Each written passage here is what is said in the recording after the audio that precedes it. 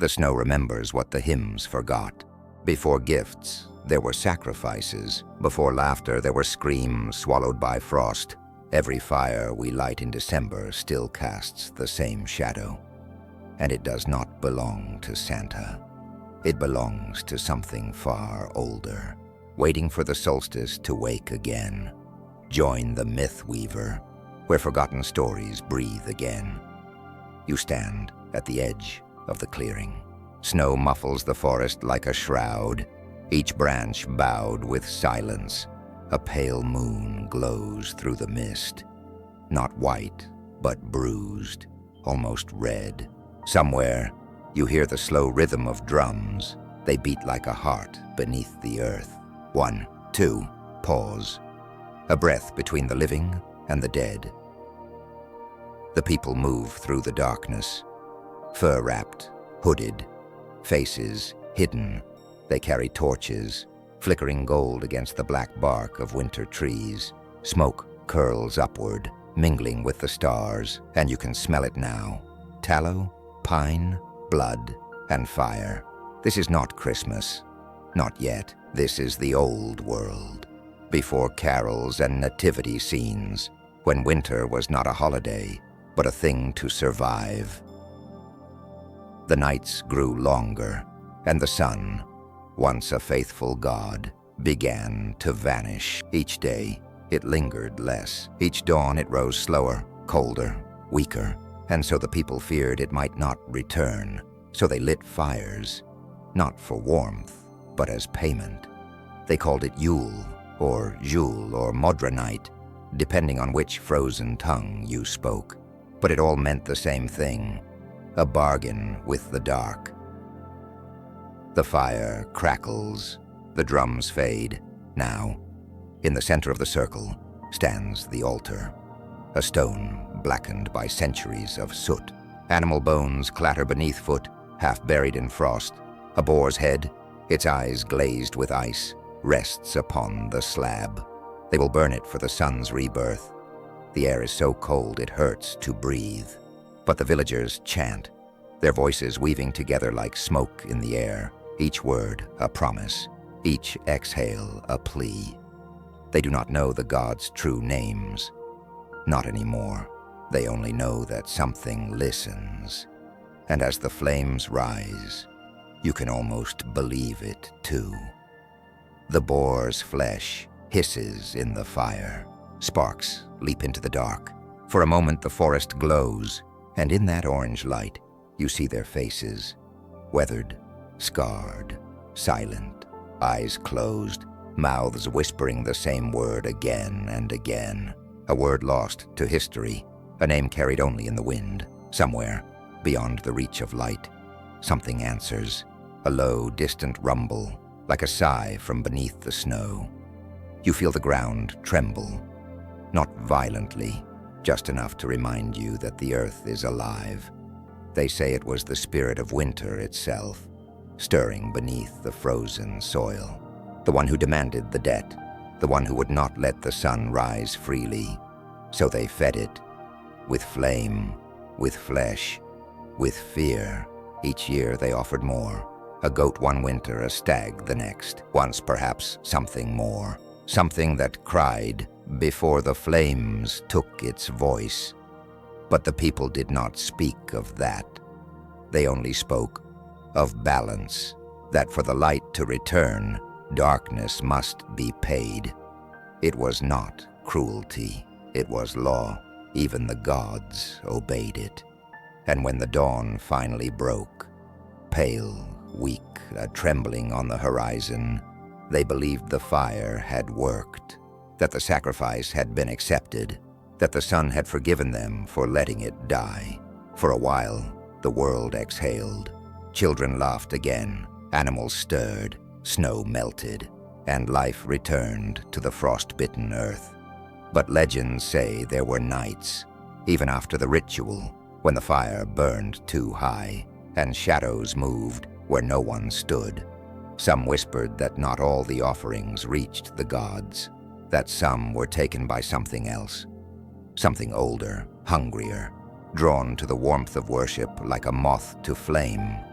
It had no name, because no one dared to give it one. To name a thing was to invite it. So they spoke of it only in hints. The flicker in the fire, the silence after the drums stopped, the faint outline seen against the smoke. And each winter, as the solstice approached, they said the shadows grew thicker, as if it was coming to collect what was owed. You imagine the centuries rolling on. New empires rise, new gods are crowned. Rome builds its roads, the cross replaces the circle. The old fires are outlawed, their altars torn down. But winter remains, and beneath every Christmas candle, beneath every golden star, atop every tree, a fragment of that bargain still burns. You can feel it, can't you? That strange melancholy in December's cold. That whisper that the joy is borrowed. That light is never free. Every carol, every flame, is a remembrance of the oldest truth. That once we paid for daylight with blood somewhere in the north. A few still keep the Yule fires burning. Quietly, secretly. They no longer sacrifice, but they say the flame itself is enough. It is the symbol, not the act, that keeps the balance. Still, when the wind howls just right, you can hear the echo of the old chants, carried through pine forests and mountain passes, calling out to something beneath the snow. You can close your eyes and almost see them. The villagers, gathered in the circle, faces glowing in the light, shadows rising behind them like wings. The boar burns, the smoke rises, and the night watches, waiting for its due. Because every solstice, every year's turning is not just a celebration, it is a reminder that once the sun itself had to be bargained for, and perhaps it still does. So as you drift into sleep, feel the warmth of your own fire, the candle, the lamp, the faint glow of your screen. These are the embers of an ancient promise, carried quietly through time. Outside, the world turns, the night deepens, the stars listen, and somewhere beyond the horizon, the sun, still weary, still distant, waits for the next offering of light. It always comes, but never without a debt. The fire flickers once more, then fades into silence. You are standing in a narrow mountain village, somewhere between Austria and the edge of night. Snow drifts softly, disguising every footprint, muting every sound, except for one. A bell, low, metallic, and slow, like the heartbeat of something too large to see. The houses lean close together here, built from dark wood and old breath. Candlelight flickers behind frosted glass, and smoke rises from chimneys like thin prayers. Inside, children huddle under blankets, whispering stories to keep the dark away. But you can feel it, that tremor in the air, that strange unease that doesn't belong to celebration. It is December 5th, Krampusnacht, the night before St. Nicholas comes, the night when he is not alone. Outside, the wind moves through the valley like an old song. You can smell pine sap and iron, smoke and fear. Somewhere, beyond the curve of the hill, the bells grow louder. And now, the chains, dragging, clanging, rhythmically cruel. You might think of them as costumes, masks, furs, wooden horns. But here, in these mountains, belief has weight. It leaves tracks in the snow. They say Krampus was once a god, long before he was a monster.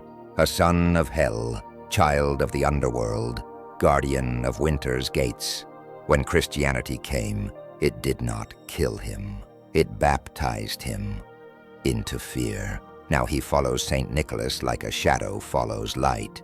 The saint brings gifts. Krampus brings reckoning. The villagers know this balance well. Each December they prepare. They bake, clean, and bless the house, not just for guests, but for protection. An untidy hearth, an unlit candle. Small things, but dangerous invitations. The children place their shoes by the door, filled with hope, an orange, a coin, a promise of goodness. But in the deepest part of the night, when the fire sinks low and the wind howls through the chimney, you can almost hear him. Hooves on stone, chains dragging, a whisper between bells.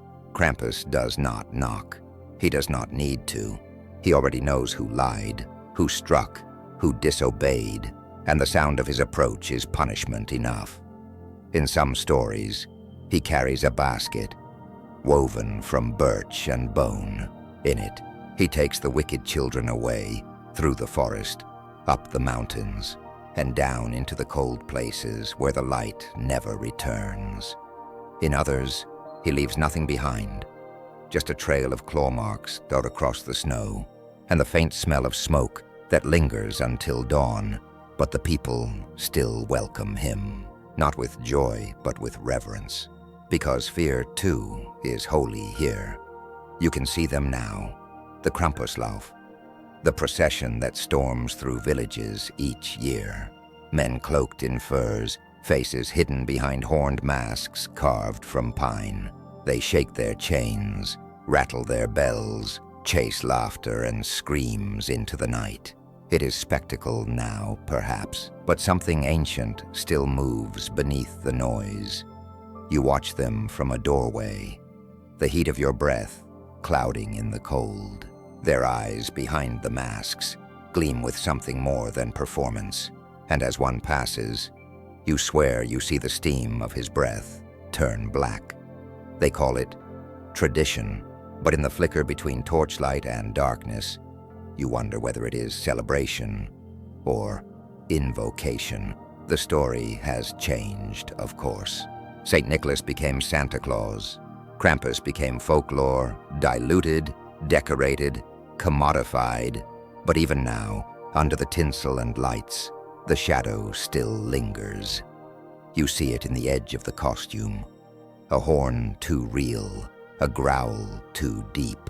You hear it in the bells, that rhythm older than carols, older than churches, the sound of penance, the sound of winter remembering what it once was, long ago, before sermons and saints. These same valleys held rites to honor the solstice. Men donned pelts and antlers to become the spirits of the wild. They danced through the snow to frighten away the darkness, to remind the earth that life still burned beneath the frost.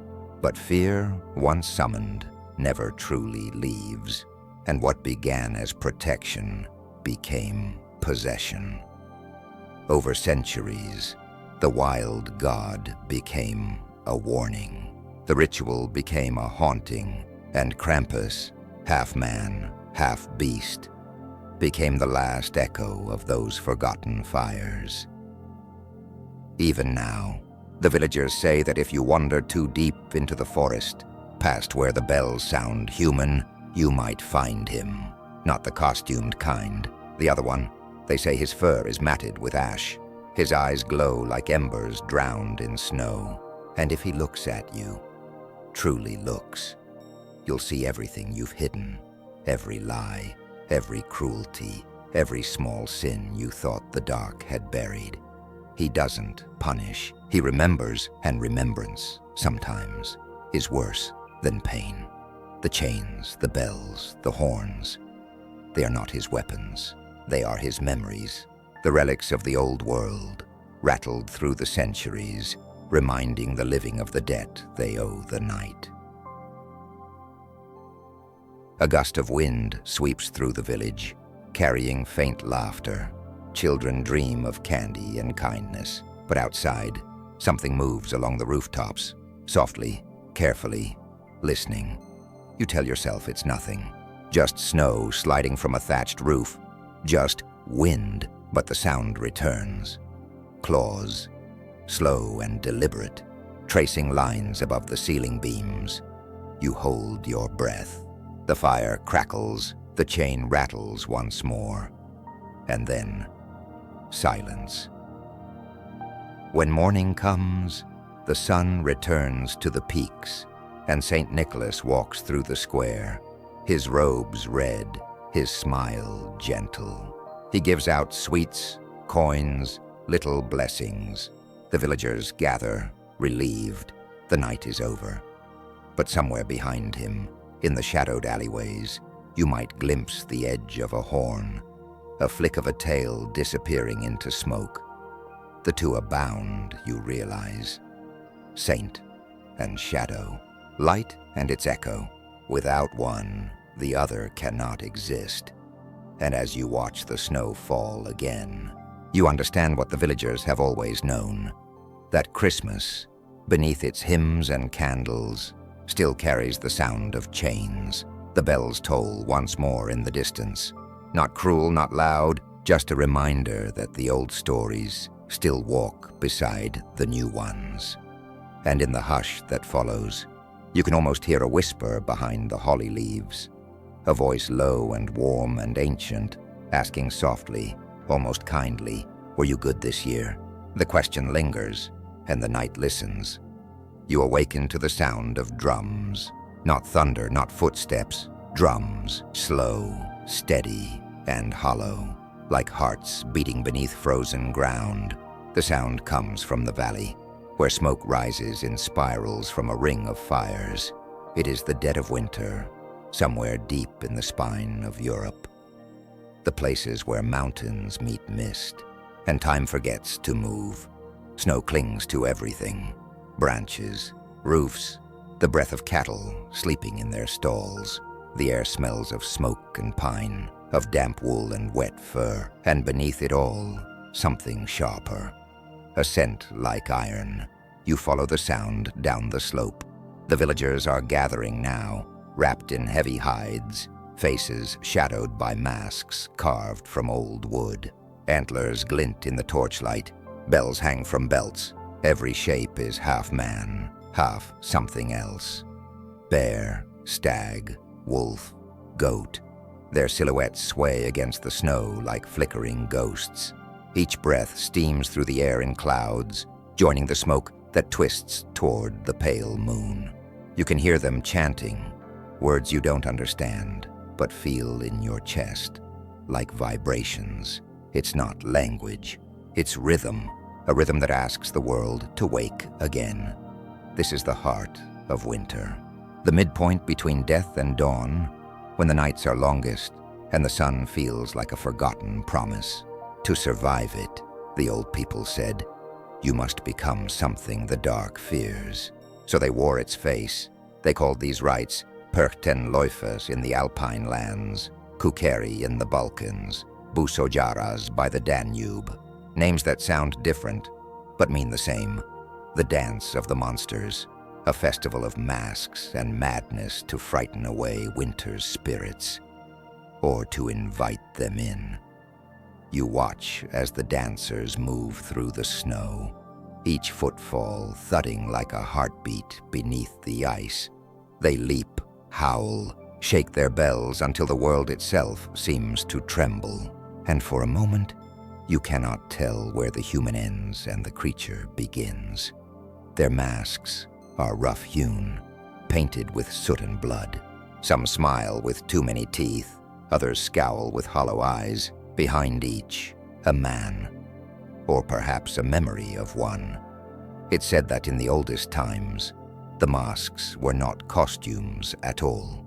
They were gifts from the gods, worn by those chosen to bridge the world of flesh and the world of spirit. To wear one was to let the wild inside, and not everyone came back. The firelight flickers, and for a second, you see it. The smallest movement, too fluid, too animal, in the way one dancer bends his neck, the way another sniffs the air as if catching scent. The longer you watch, the less human they seem. Maybe it's the cold, maybe it's the trance, but you swear the masks are breathing. The ritual grows louder now. Drums pound faster. The chanting turns to shouting. Someone throws grain into the fire, an offering for the fields to wake. Someone else tosses bones, and the air fills with sparks, rising like gold dust into the night. You think of how long they've done this. Generations beyond count. before calendars, before Christmas, before Christ, when the world was an untamed thing, and every tree, every rock, every shadow might contain a spirit.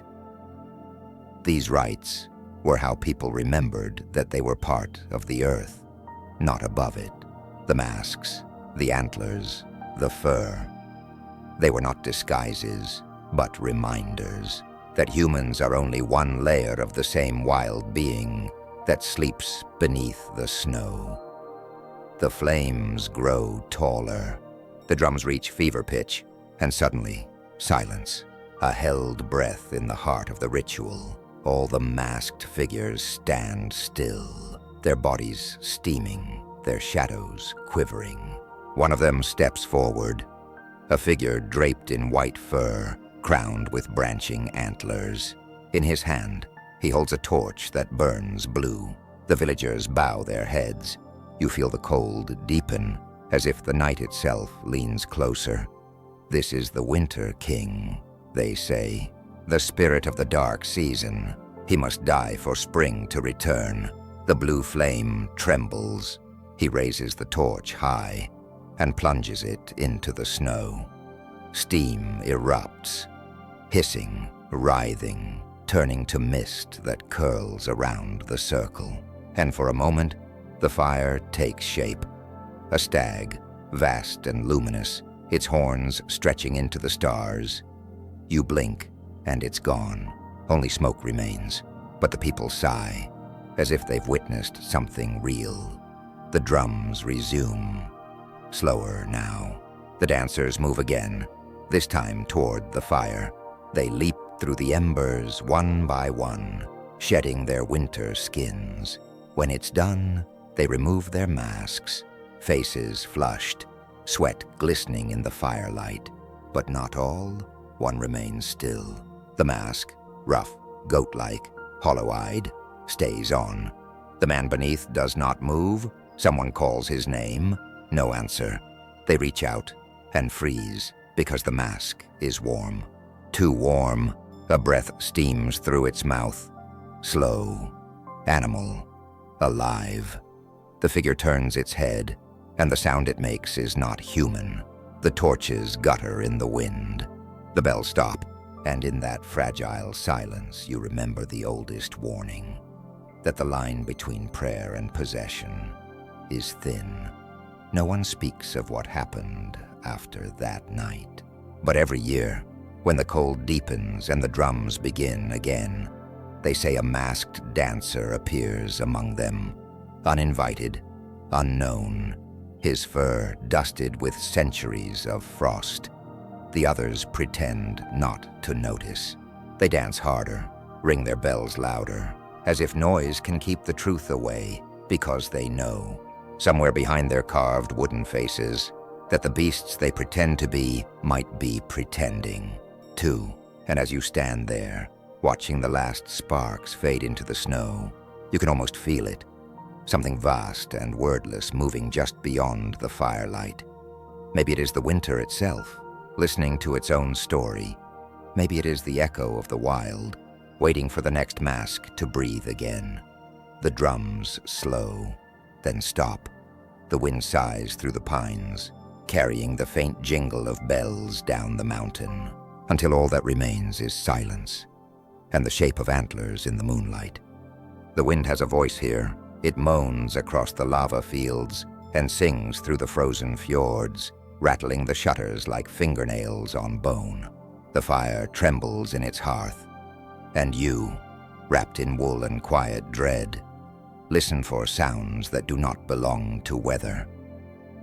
Outside, the snow is not still. It shifts, restless, like something breathing beneath it, and somewhere beyond the reach of the lantern light, a low, rumbling purr rolls through the dark. They call it the Yola Kurturin, the Yule cat, a creature older than Christmas, older than hymns, older than names. It comes with the longest night, when the sky is a bruise, and the sun feels like a rumor. The old people say it walks through the blizzards, silent and huge, its eyes glowing like twin embers under the northern lights. Each step leaves prints that fill with shadow instead of snow. Its fur catches the moonlight, and if you see it, if it sees you, you'll understand why even wolves flee into the dark. The story goes like this. When winter came to Iceland, it did not ask permission.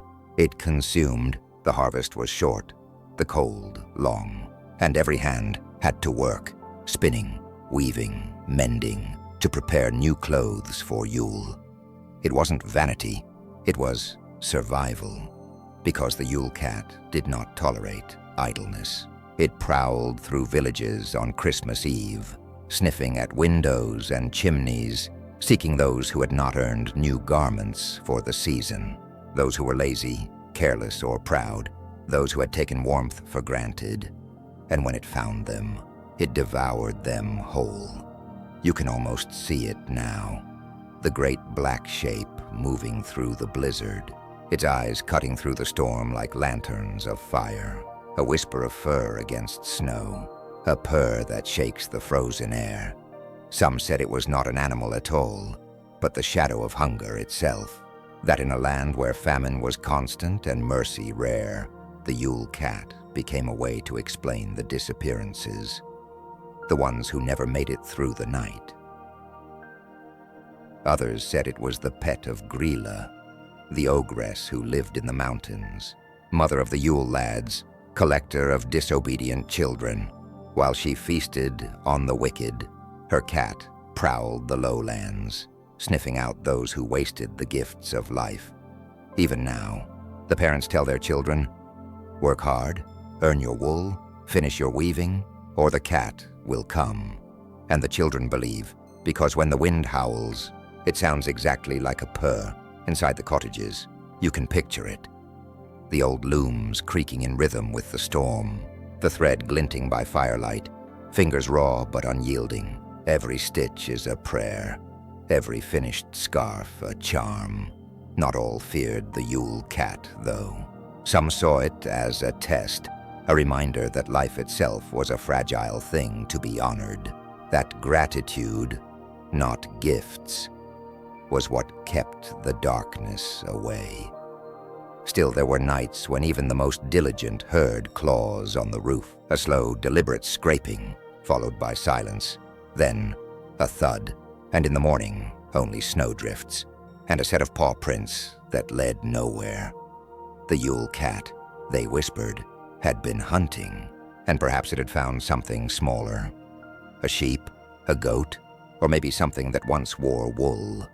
You can imagine the way fear settles in the bones here, how it becomes a rhythm of life, how people learned to wrap their dread in ritual, light candles, finish weaving, sing songs that sound like lullabies, but are really bargains with the dark.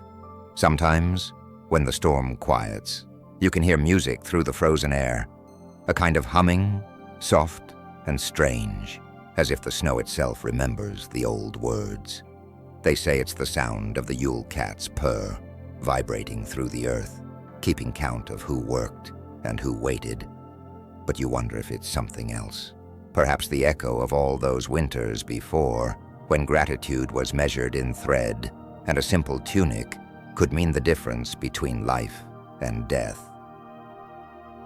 You walk to the window. Outside, the night is silver blue and endless. The northern lights ripple like the breath of some unseen creature, and for a fleeting second, you swear you see a shadow move. Long, graceful, deliberate. The fire hisses, the house groans, and you think about what it means to be grateful, truly grateful, for small warmths, for wool, for bread, for the company of others in a land where the dark eats everything it can. The Yule cat, in its cruel wisdom, was not only a punisher, it was a reminder that comfort is not owed, that survival must be earned. Maybe that's why the legend endured, even now. In bright living rooms filled with electric light, people still hang stockings by the fire, still exchange clothes at Christmas, not because they need to, but because somewhere, deep down, they remember the story. They remember the sound of the wind like a cat's growl, the way shadows stretch across snowdrifts, as if something unseen moves just beyond sight. They remember that once there was a creature that came not for gold or glory, but for the ungrateful heart. And perhaps, in its cold, cruel way, that was mercy, because to fear losing comfort is to remember how precious it is. The flames lower now, soft orange, licking the last of the wood. You close your eyes, and the purring sound fades into a hush. Somewhere, far beyond the window, a faint glimmer moves across the white. Two golden eyes, watching, waiting, and then a whisper, not words, but the sound of breath against glass. You open your eyes.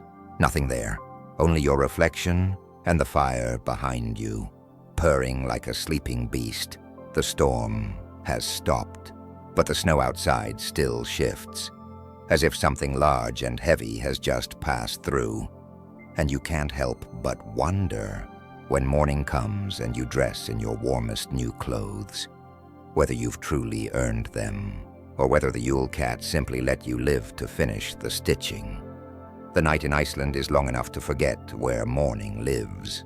It stretches across the valleys and mountains like a black sea, where every star feels like a fragile promise. And yet, every December, 13 shapes step out of that darkness. They do not come all at once. No, they arrive one by one, as if the night exhales them slowly, each with a name, a habit, a hunger, each with a purpose that the old songs remember, even if the new ones pretend not to. You can hear their footsteps in the snow before you see them, soft at first, just the sound of a boot scraping against frost, then heavier, closer, until it's impossible to tell if it's wind or something else. The first one comes 13 nights before Christmas. They call him Stekkjarstaur, sheepcoat clod. He limps through the dark pastures, his legs stiff like frozen branches. He watches the sheep, not to protect them, but to steal their warmth. His breath fogs the air. His laughter sounds like something caught in a fence. The next night, another comes, Giljagor, the gullygawk. He crouches by the cowsheds, his pale face glinting in the moonlight, waiting to steal froth from the fresh milk. You can almost smell it, the sour sweetness of cream and hay. When he moves, the shadows move with him. Then, night after night, they keep coming.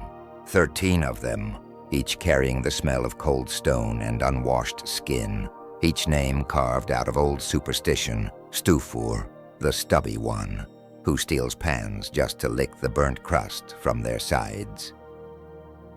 Vörus Leikir, the spoon licker, long and thin like a stick of birch, his tongue curling around wooden spoons left unattended. Potaskafil, the pot scraper with soot on his hands and hunger in his eyes. Askas Leikir, the bowl licker, who hides under beds, waiting for someone careless enough to set their dish down. And so, they come. Herdaskelir, the door slammer, who delights in jolting sleepers awake. Skergamur, the skyer gobbler, whose greed for curdled milk was once legend. Bjognakrekir, the sausage stealer, lurking near smokehouses, his fingers dripping with grease.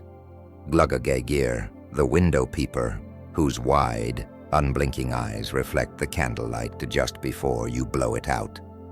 Gatathefur, the doorway sniffer, whose enormous nose can scent baking bread a mile away. Ketkrokur, the meat hook, who slides his iron hook through the rafters to steal the Christmas roast before dawn. And finally, Kertasnikir, the candle stealer, the last to arrive, the most dangerous, they say, because in the days before electric light, a stolen candle could mean a night of blindness. And blindness is how monsters thrive. You can almost feel them now, their presence gathering around the edges of the firelight. One for every night until Christmas Eve, like a slow procession of shadows through the snow.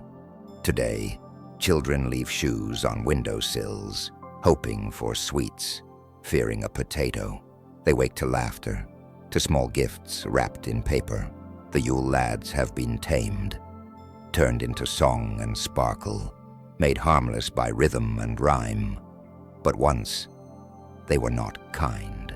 They were born from hunger, from the thin line between human and beast that winter erases.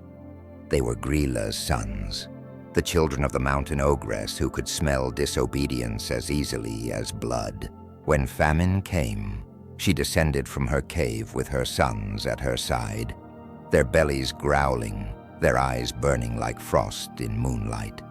Together, they hunted the valley. They took what they wanted: milk, meat, mischief, children. They punished greed with hunger and laziness with terror. The church tried to silence them.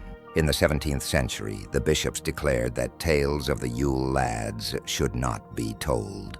They were too cruel for children, too close to sin.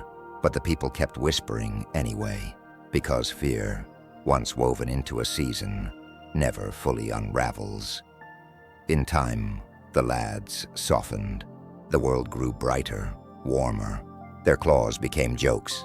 Their crimes became quirks. The hunger that once defined them turned to mischief and mirth. And yet, when the wind howls through the fjords, there are still grandmothers who remember otherwise. They keep the doors bolted, the candles burning until morning, their prayers whispered between spoonfuls of skyr. They know what waits behind the nursery rhymes. You can feel their presence even now. In every creak of the floorboards, in every cold draft that slips under the door. 13 small hungers, 13 little sins wearing the faces of folklore. Maybe that's why they come before dawn, because dawn means warmth and warmth means forgetting. They slip through the dark just before the first light, reminding you, softly, cruelly, that every comfort you hold came from a time when comfort was never guaranteed. You picture them standing outside now, a line of crooked silhouettes against the snow. Their shadows flicker under the aurora, faces half human, half memory. They grin, teeth flashing in the dark. Then one by one, they fade, until only the faint jingle of chains remains. A lullaby for the restless. The fire burns lower. You can smell the last of the tallow. The house is quiet again. Outside, the mountains stand like sleeping giants. And yet, in the spaces between stillness, you think you hear footsteps, 13 of them, fading toward the dawn. For a moment, you almost call out, but you don't, because some names, once spoken, remember you back, and so you wait for morning, your hand resting on the warm side of the candle flame, as the old stories whisper behind your eyelids. That once, 13 brothers came before dawn, and not all of them left. You can almost hear it, the whisper of torchlight against stone. Deep beneath the streets of ancient Rome, a small flame flickers in the still air of a hidden chamber. The walls sweat with centuries of smoke and prayer. Here, in the hush between empire and eternity, the god of light was born. They called him Mithras, the unconquered sun. He came from the east, riding the edge between myth and memory. Some said he was Persian, carried west by soldiers who longed for something purer than war. Others said he was older, as old as the first spark that defied the night. He was the slayer of the sacred bull, a god whose power came not from peace, but from sacrifice. In every carving that survives, Mithras kneels on the beast's back, a knife in his hand, his eyes calm, almost sorrowful. From the wound in the bull's side, life spills out. Wheat, wine, stars, and time itself, a universe reborn through death. The faithful gathered in caves to remember that act. Not temples, not marble halls, but caves, dark, secret, echoing. They called them Mithraea, each one a womb of stone where the sun could be reborn. You can picture it now, the air heavy with oil and incense, the faint crackle of torches, men wrapped in cloaks, their shadows dancing on painted walls where lions and scorpions stared back in silence. They would eat together, bread, wine, and sometimes the meat of the bull itself. They would whisper the oaths of the 7 grades, each rank a step closer to the divine fire. Raven, bridegroom, soldier, lion, Persian, sunrunner, father, each one reborn through ritual and darkness until the final truth, that light only means something when you've seen how deep the dark goes. And in the heart of winter, they celebrated the Dies Natalis Solis Invicti, the birthday of the unconquered sun. December 25th. The longest night was passing. The sun had turned its face again toward life, and Mithras, radiant and unbroken, rose from his cave into glory. For centuries, his name passed from mouth to mouth. Soldiers, sailors, merchants, emperors. The cult spread like fire across the empire. Wherever the legions went, they built Mithraea in their wake. From Britain's frozen forts to the sands of Syria, his caves multiplied like echoes. The empire itself began to feel like his temple, and his light, the soul of Rome. But the world was changing. New stars were rising over old gods. Another child was said to have been born, not in a cave of ritual, but in a manger of mercy. Another light for a weary world. And though the names differed, the date was the same. The solstice, the turning, the promise that darkness never truly wins. You can almost sense the tension in the air, as one myth inhaled while another exhaled. The early Christians walked the same streets, preaching a gentler salvation, and the followers of Mithras looked on, seeing their own symbols mirrored, though their sacred birth date echoed, their god's image reflected in a new name. But Rome is a jealous mother. She doesn't love 2 sons, so she let one burn and buried the other. By the 4th century, the cross had conquered the cave. The Emperor Constantine, once a soldier under Mithras's sign, lifted a new banner, the Chi-Rho, the mark of Christ. The Mithraea were sealed, their torches extinguished, their prayers silenced beneath layers of empire. The bull slayer was forgotten, not destroyed, just folded quietly into another story. His rituals were absorbed, his symbols rewritten. The sun that once rose for Mithras now rose for the Son of God. Still, some things resist burial. When the archaeologists opened the old Mithraea, they found the murals still gleaming under soot. Mithras, eternal youth, his cloak of stars unfurled, knife poised above the bull, and beneath him, the torch-bearers. Kauts and Kautopatis, holding light upward and downward like twin seasons, the balance of death and rebirth. There is a strange peace in those images. You can almost feel it. The idea that every ending hides a beginning. That every god, no matter how forgotten, leaves behind a shadow for another to step into. Perhaps that's what the winter solstice always meant. Not death, not birth, but the turning between. The moment when light and dark share the same breath. You imagine yourself in that cave, the cold air pressing close, the smell of oil and smoke, the flicker of fire on carved stone. A priest raises his hand. His voice echoes like a heartbeat. He calls the god by name, but you no longer know if he means Mithras or someone else. Outside, Rome sleeps under frost. The empire hums in its sleep, dreaming of immortality, and above it, the same sun, unconquered, patient, waits to be called by whatever name we remember next. Because gods don't truly die.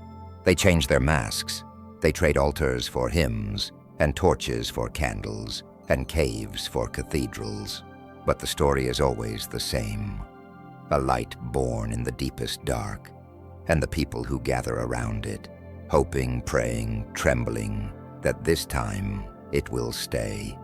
So when you wake on a winter morning and see the faint gold of the sun through the frost, remember the cave beneath Rome. Remember the bull, the blood that birthed the stars, the god who died in winter so that light could live again. The hymn fades, the torches burn low, and somewhere, under centuries of stone, a whisper rises. Soft, eternal. The sun is not gone. It only hides until we remember to look for it. The wind begins to speak before the year has truly died. It howls through the black forests of Austria and Bavaria, curling around chimneys, slipping through keyholes, carrying voices that sound almost human, but not quite. You step outside into the stillness, the snow crunching under your boots, and for a moment, the sky looks alive, not with stars, but with motion, like 1,000 pale riders just beyond sight. A shiver runs through the world itself, as if the air remembers what it used to believe. The villagers call it Die Wildjagd, the wild hunt, a storm of spirits that rides the winter sky. The leader changes depending on who you ask. Sometimes Odin, sometimes a restless king, but in the deep alpine valleys, they whisper another name, Frau Perchta. Her story is older than scripture, older than Christmas, older than the languages used to tell it. Once, they say, she was a goddess, a spirit of the spinning wheel and the hearth. She guarded women as they wove through the long, dark months, teaching them how to twist thread like fate itself. But time is cruel to goddesses. When new faiths came, she was not crowned a saint. She was buried in fear. Now, they say she walks again during the 12 nights after Christmas, when the world is neither last year nor next, when the veil between gods and ghosts grows thin as frost. That is when the wild hunt rides, and Perchta rides with it. Her gown made of mist, her hair a tangled nest of snow and ash, her face divided, half radiant beauty, half skull. She comes to count the souls of those who honor her still. The industrious, the pure of heart. To them, she brings silver, blessings, a whisper of protection. But to the lazy, the cruel, the ones who waste the winter, she brings a knife. They say she opens the bellies of sinners, pulls out their entrails, and replaces them with straw and pebbles. A warning stitched in silence. It's a gruesome image. But the story is not only about punishment. It is about balance, about the thin line between reward and ruin, about how easily one can become the other in a world that forgets gratitude. The villagers used to leave her offerings, bowls of porridge, pieces of fish, spindles of unspun flax, tokens to appease the goddess-turned phantom. And as the wind howled, they would stay indoors, the fire burning low, listening for hooves above the roof and the distant barking of ghostly hounds. The wild hunt is not only hers. It is a procession of the forgotten, souls who died before their time, wanderers lost in snow, children who vanished in the forests, and sometimes those who dared to mock the old ways. When the hunt passes, you must not look. You must not answer when your name is called, because if you do, you might be swept into their ranks, forever riding, never resting. Even the animals know to hide. The dogs whimper, the cattle press against the barn walls. Every sound feels charged. The creak of a shutter, the crack of ice on the eaves. You wonder if it's wind or wings, if that shadow above the moon is cloud or cloak. Some say the wild hunt is a storm made of memory, a ritual echo, carrying every unburied grief of winter. Others believe it's the gods themselves, riding out to remind humankind that nature still keeps its own accounts, that even in the age of light and reason, there are debts that must be paid in darkness. In some tales, Perchta has sisters, the Perchten, wild women with faces of animals and bone, who dance through the villages in twisted masks. Half of them are Schönperchten, the beautiful ones, blessing homes with fertility and good luck. The others, Schekperchten, the ugly ones, snarling, horned, dragging chains behind them. Together they march in noisy processions, half festival, half exorcism. You can almost see them, the lantern light glinting off carved wood and fur.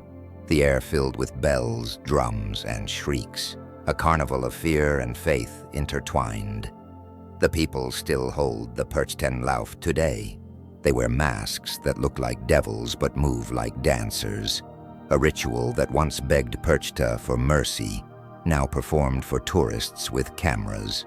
And yet behind the spectacle, something older still breathes, something wild, something watching. Because myth doesn't die when belief fades. It lingers, like smoke after a fire, waiting for the wind to rise again. The scholars call it syncretism, how the church absorbed the pagan, how saints took the names of goddesses, how the divine feminine was rewritten into fear. Frau Perchta became a warning, her kindness overshadowed by the knife. But listen closely, and you can still hear her first voice. Soft, maternal, ancient, whispering through the loom's turning wheel. Keep the world in order. Keep the light alive through winter. Do not waste what the earth gives you. In the quiet, that sounds almost holy, like an older version of grace. When the hunt finally passes, the snow falls heavier, as if the heavens are trying to cover their tracks. You return indoors, the hearth crackles softly, casting gold over the wooden beams. You check your spinning wheel, your folded linens, your bowl of porridge on the sill, all in their place.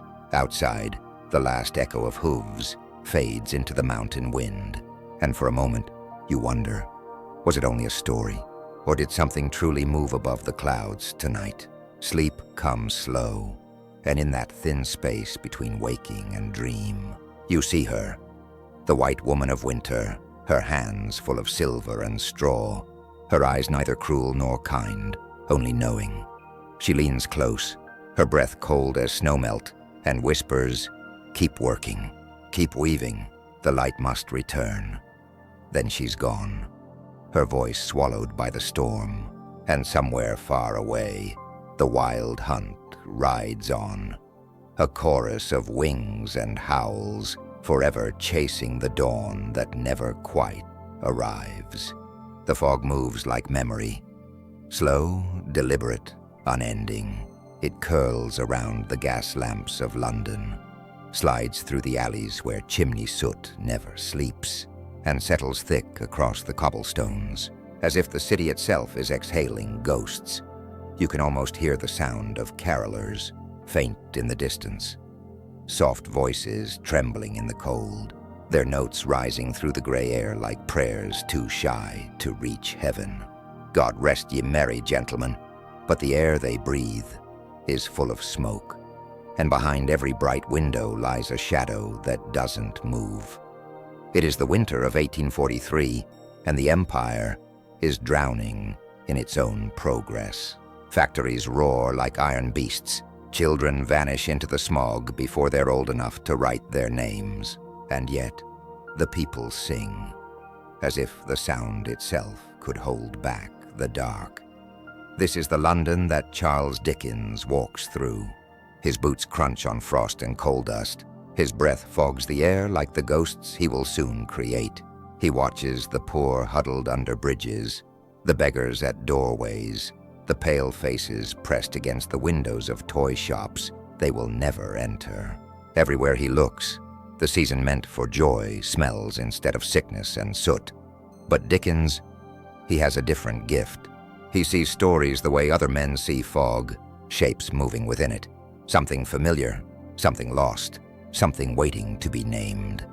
And so, on a night near Christmas, he sits by the fire and begins to write.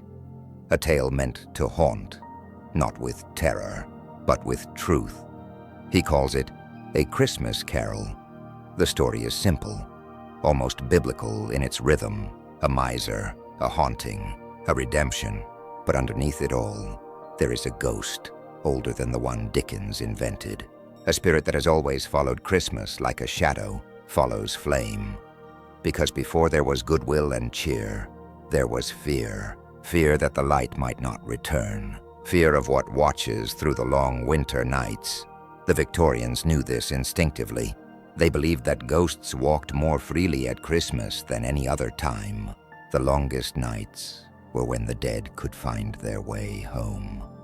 And so, ghost stories became part of the season, told beside the fire, their chill no colder than the world outside. It was a strange comfort to remember the dead while celebrating the living, to let fear be part of the feast. Dickens didn't invent that tradition. He revived it, but what he did was something far more dangerous. He made the ghost kind, the ghost of Christmas. Past, not a monster, but a memory with wings. The ghost of Christmas present, a giant cloaked in abundance, reminding humanity of its hunger for compassion. And the ghost of Christmas yet to come, a silent specter with the shape of a grave. Not evil, only inevitable. They are not there to punish Scrooge. They are there to awaken him, and through him, awaken the city. When the book was published, London devoured it. The first edition sold out in days, but more than that, it changed something unseen. The people began to believe again, not in ghosts, but in kindness, not in sermons, but in change. And yet even as carols filled the streets, the ghosts didn't leave. They lingered softly in the cracks of the cobblestones, in the draught beneath the church doors, in the echo of footsteps that never seemed to fade, because Dickens knew something that comfort and candles could never erase, that London itself was haunted by hunger, by lost childhoods, by the empire's own conscience. Every alley was a confession, every bell told a lament. The Victorians liked to believe that their ghosts had lessons to teach, that spirits existed not to torment, but to correct, to show the living their reflection in the frost. But sometimes, late at night, when the streets fell silent except for the hiss of gas and the creak of old timbers, you could hear something else, a knocking beneath the floorboards, soft, patient, rhythmic. They said it was the pipes, or the rats, or the woods settling, but the old servants knew better. They said it was the echo of those forgotten by Christmas, the orphans, the widows, the debtors whose names had never been written into any story. Somewhere, even Scrooge must have heard it, that low, mournful sound beneath the carols, reminding him that redemption is only half the story. The other half is remembrance. And in the quiet after the laughter fades, the ghosts return to their corners. They watch from behind the curtains, their faces flickering in candlelight, curious, waiting, to see if this year the living will remember them. Over time, Christmas changed again. The factories fell silent, the bells grew digital, the stories became entertainment instead of warnings. But every December, when the lights go out and the city holds its breath, the same old questions rise with the cold.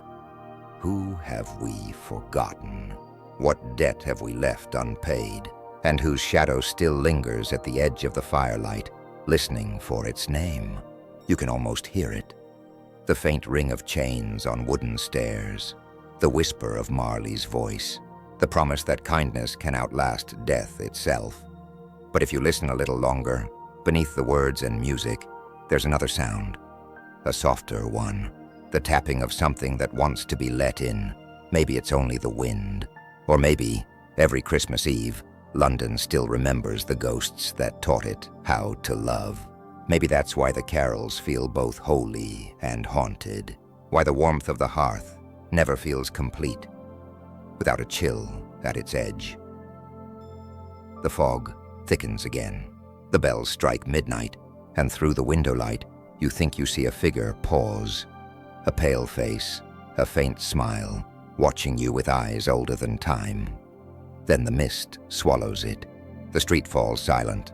Only the faint hum of the city remains, a hymn for the living and the dead alike. Somewhere, a carol begins anew, soft, wavering, human, and for a moment, London feels like it's breathing again, a city of ghosts and grace, still trying to earn its peace. The fog drifts past your window like a dream unending, and as you close your eyes, you can almost hear the last echo of Dickens's pen scratching in the dark, writing not of death, but of how even the dead still long for light. Because every Christmas, somewhere in the song, a ghost still sings along. You notice it first in the way the light fades earlier each evening, not abruptly, but with a kind of slow surrender, the horizon dimming minute by minute, as though the sun itself is growing weary of its duty. The world grows colder, quieter. The birds fall silent. Your breath turns visible, as if the air is learning to remember what once was fire. This is how it begins every year, the long descent into winter's mouth. We call it December now, but once, long before calendars and clock towers, this season had no name. It was simply the waiting. In the north, where the sun barely rises, people feared the sky might never return. They watched the shadows lengthen across snow and bone, and felt something ancient stirring beneath the frost. A whisper older than language, older even than faith. To survive the long dark, they built fires, huge pyres of oak and pine, fed with what little they could spare. They sang to the flames, believing that their warmth could coax the sun back from death. It wasn't celebration, it was desperation shaped into ritual, and somewhere between fear and hope, the first solstice was born. It was never meant to be merry. It was meant to remind the living that light was a fragile thing, that every spark had to be protected, every ember carried forward like a prayer in cupped hands. Even now, as you walk through streets bright with holiday bulbs, you can feel the echo of those fires beneath your feet. Neon halos, window lights, blinking ornaments. They are not decorations. They are descendants, each one a promise whispered into the void. Do not forget us. Do not let the dark win, but the dark has learned to wait. It does not rage or roar. It drifts, it seeps. It knows that every light eventually flickers. And when it does, the solstice begins again. In the old calendars, Roman, Norse, Celtic, this night was sacred. A hinge between worlds, they believed time loosened here, like a door slowly creaking open, allowing the unseen to slip through. In Britain, the Druids gathered at Stonehenge, the sun rising perfectly between its stones, like a blade of gold through a wound in the sky. In Rome, the festival of Saturnalia turned the city upside down. Masters serving slaves, laws suspended, chaos allowed to breathe. Because when the light dies, the world must unmake itself before it can begin again. And in the far north, the people of the snow carried torches to the sea, lighting the waves to trick the sun's spirit home. They believed the dark wasn't just the absence of light. It was a living thing. It fed on neglect, on silence, on those who forgot to look up. You think of that now, when you stare at the glow of your phone in the midnight hour, a tiny rectangle of light, your own private solstice fire.